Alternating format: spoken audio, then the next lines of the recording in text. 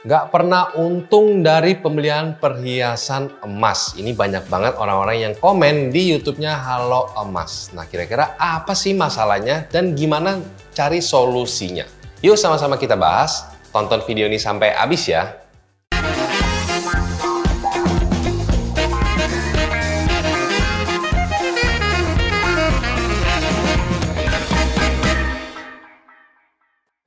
Halo semuanya, selamat datang di channel Halo Emas bersama saya Willy. Di video kali ini kita akan bahas kenapa sih kita nggak pernah untung dari perhiasan emas, dan coba kita kulik lebih dalam lagi tentang investasi perhiasan emas.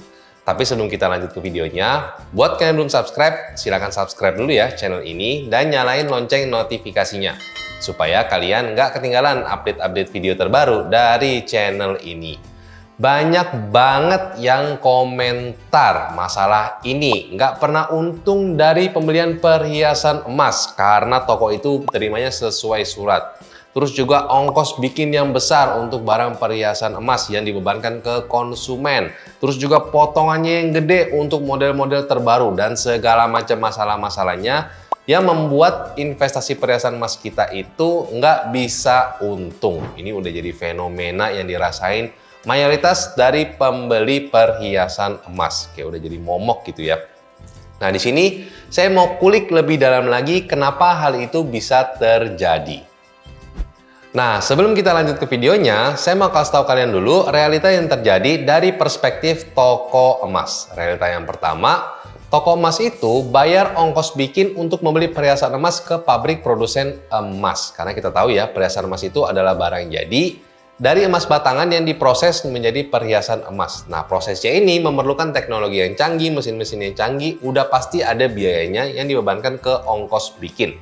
Ongkos bikinnya itu untuk toko emas saya kurang lebih di 70.000 sampai 140.000 per gram. Rata-rata sih kurang lebih 90.000 per gram. Tapi saya pernah ketemu pabrik emas yang memang brandnya itu premium, itu ongkos bikinnya di kurang lebih 200.000 per gram.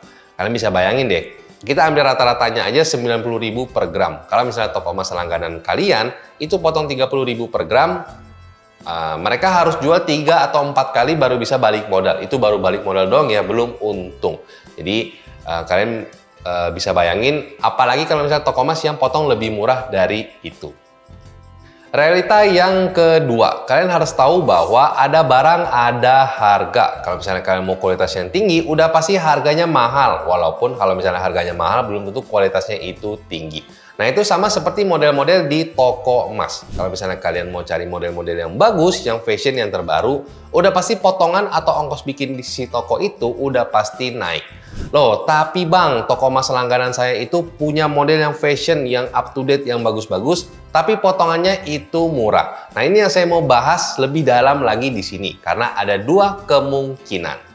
Kemungkinan yang pertama, toko emas itu jual dan beli emasnya itu harganya sesuai surat. Jadi si toko itu bisa untung dari kenaikan harga emas karena mereka bisa terima emasnya murah, walaupun potongannya itu murah, terus barangnya bagus dan harus bayar ongkos bikin ke pabrik yang mahal, ya karena mereka percaya emas itu bisa naik.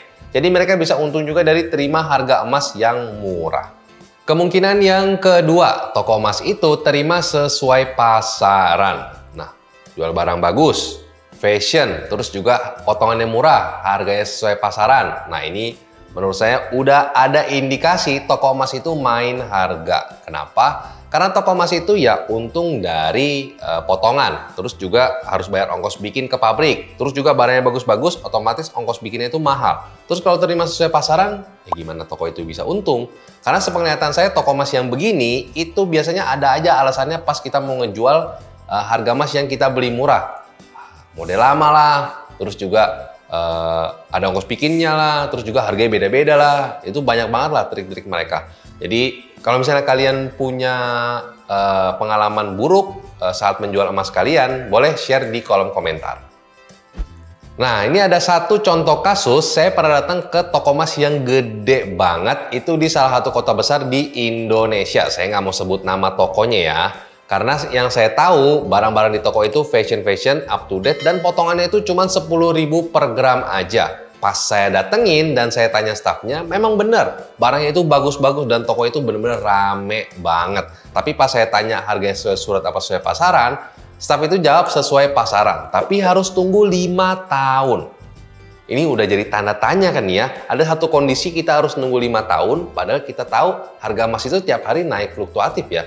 Artinya kalau misalnya kita beli tahun ini, terus tahun depan baru setahun nih, harga emas udah naik 100.000, berarti kita belum untung dong, karena memang belum 5 tahun gitu ya. Nah ini makanya saya mau kasih tahu kalian, agak sulit gitu ya, kita bisa dapetin yang potongannya murah, barangnya bagus-bagus, terus juga harganya itu sesuai pasaran. Takutnya malah harganya naik nggak naik, turun tapi ikut turun. Jadi udah harganya rugi dari turun harga, rugi juga dari potongan.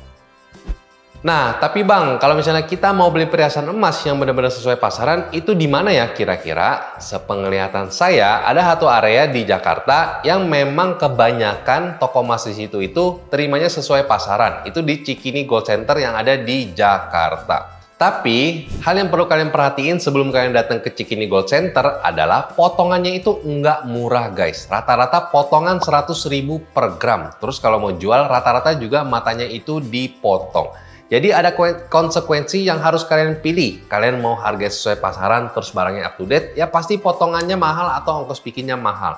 Terus kalau misalnya kalian mau potongannya murah, antara barangnya itu yang kurang bagus atau harganya itu sesuai surat atau tokonya itu main harga. Jadi ada konsekuensi yang harus kalian pilih. Kalian nggak bisa dapat barangnya bagus, potongannya murah, terus juga terimanya sesuai pasaran. Karena itu menurut saya nggak mungkin.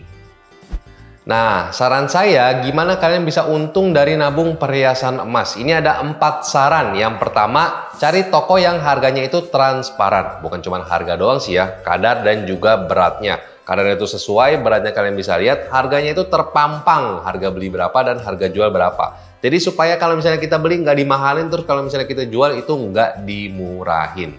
Yang kedua, jangan beli perhiasan emas yang banyak matanya. Karena biasanya kalau kita beli perhiasan emas ke toko emas, itu matanya juga ikut ditimbang. Nah, sedangkan yang naik itu kan cuma emasnya aja. Jadi kalau misalnya kalian mau lebih untung dari investasi perhiasan emas, beli perhiasan emas yang nggak pakai mata-mata. Saran yang ketiga, cari kadar emas yang setinggi mungkin, tapi harganya itu tetap masuk akal. Misalnya, kalau misalnya kalian lebih suka perhiasan emas 17 karat, ya udah kalian keliling aja satu area di toko emas tersebut. Terus juga cari perhiasan emas yang kadarnya itu 17K dan cari harganya yang lebih murah, tapi tetap masuk akal ya murahnya, supaya kalian bisa dapetin value emas yang tinggi dengan harga yang kalian bayarin. Saran yang keempat, jangan sampai rusak. Nah, perhiasan emas ini kita tahu ya, kalau misalnya rusak itu potongannya itu mungkin bisa 2 kali lipat atau 3 kali lipat dari potongan biasanya. Jadi sayangilah perhiasanmu, walaupun perhiasan itu bisa dijual kembali ke toko emas itu, pastiin kondisinya itu memang benar-benar masih bagus. Kesimpulannya, kalau misalnya kita lihat dari perspektif toko emas itu harus untung. Samalah seperti bisnis yang lain, jual beli mobil misalnya, maunya beli semurah-murahnya, jual semahal-mahalnya. Bisnis money changer, maunya jual mahal dan juga beli murah. Sama juga seperti toko emas yang pasti mau untung di setiap transaksi. Untungnya itu dari mana? Ya dari potongannya atau dari selisih antara harga beli dan juga harga jual. Jadi kalau misalnya kalian ketemu toko emas yang potongannya itu murah, konsekuensinya itu adalah barangnya itu kurang up to date atau kurang fashionable. Kalau misalnya toko emasnya itu barangnya itu bagus-bagus dan juga fashion, konsekuensinya adalah potongannya itu pasti naik dan juga ongkos bikinnya itu pasti naik. Atau mungkin terimanya itu sesuai surat supaya dia bisa untung dari terima emas murah juga. Jadi pastiin kalian sebelum kalian beli, kalian tanya deh, kalian bawel deh dan tanya apapun ke staf toko emas itu terkait dengan harga beli, harga jual, terus juga harganya nanti sesuai surat atau sesuai pasaran. Nah, itu tadi penjelasan mengenai masalah yang sering kita hadepin, investasi perhiasan emas yang nggak pernah untung. Sebenarnya saya lebih saranin kalian daripada beli perhiasan emas, mending beli logam mulia atau emas batangan aja. Karena kita bisa cek harganya itu di website produsen logam mulia itu, entah itu Antam, UBS, Lotus Archie, Emas Kita, atau yang lain di masing-masing websitenya mereka. Terus juga kita bisa jual ke toko emas yang lain. Misalnya saya melihat contoh kasus, saya beli logam mulia Antam di toko emas A. Terus pas saya mau jual, ternyata toko emas A ini buyback emas Antamnya itu murah. Saya bisa langsung aja jual emas Antam saya ke toko emas B atau ke toko emas C, atau bisa langsung jual ke Antam langsung. Karena harganya itu kita bisa cek langsung di website Antam. Tinggal pilih aja harga yang terbaik yang mana. Nggak berpasrah sama satu toko emas aja. Jadi dengan begini investasi emas kita itu bisa lebih aman dan juga bisa lebih menguntungkan.